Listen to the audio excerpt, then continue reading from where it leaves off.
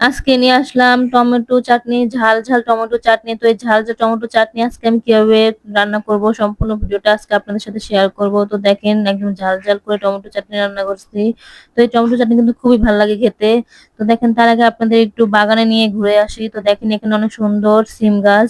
তো সিম গাছগুলো এতটা সুন্দর লাগতেছে আমার কাছে, তো ভাবলাম সিম গাছের ছবিটা তুলে নিই।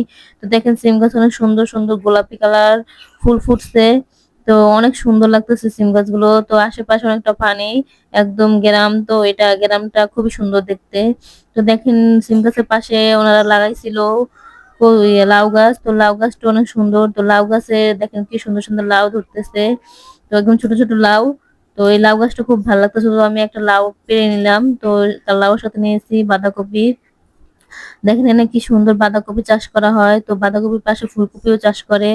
তো বাঁধাকপি গুলো এত সুন্দর লাগতেছিল, ভাবলাম একটু ছবি তুলে নিই। তো এখানের মাটিগুলো অনেকটাই ভালো, যে যে কোনো সবজি লাগালে এই সবজিগুলো একদম হইয়া সবগুলো সবজি হয়। তো আমি আটটু আটটু হেঁটে দেখাচ্ছি। তো দেখেন এখানে কি সুন্দর টমেটো গাছ লাগাইছে। তো টমেটো গাছগুলো অনেক সুন্দর।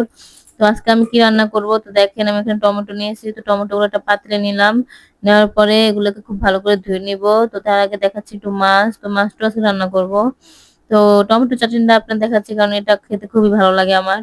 তো আমি টমেটো আছে কাঁচা ভাবে রান্না করব, কাঁচা তেল দিয়ে, কাঁচা পেঁয়াজ দিয়ে। তো তেল, পেঁয়াজ এবং কাঁচামরিচ দেওয়ার পর টমেটো গুলো ঢেলে দিলাম। দেওয়ার পর এখানে হাফ চামচ হলুদের গুঁড়া, হাফ চামচ মরিচের গুঁড়া, হাফ চামচ লবণ।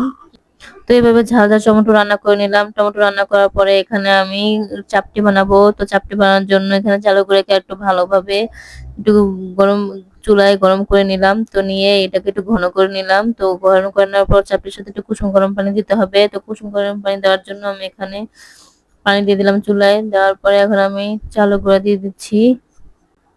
এভাবে কুসুম গরম পানি দিয়ে অল্প অল্প কুসুম গরম পানি দিয়ে হালকা ভাবে গুলিয়ে নিতে হবে। তো আমি আরো একটু পানি দিলাম। তো এরকম অল্প অল্প পানি দিয়ে ভালোভাবে গুলিয়ে নিতে হবে। তো এভাবে গোলাবেন। তো এভাবে গোলানোর পর আমি এখানে একটা ডিম ভেঙে দিব। তো ডিমটা ভেঙে দেওয়ার পর আরো হাত দিয়ে আরো ভালোভাবে গুলিয়ে নিবেন।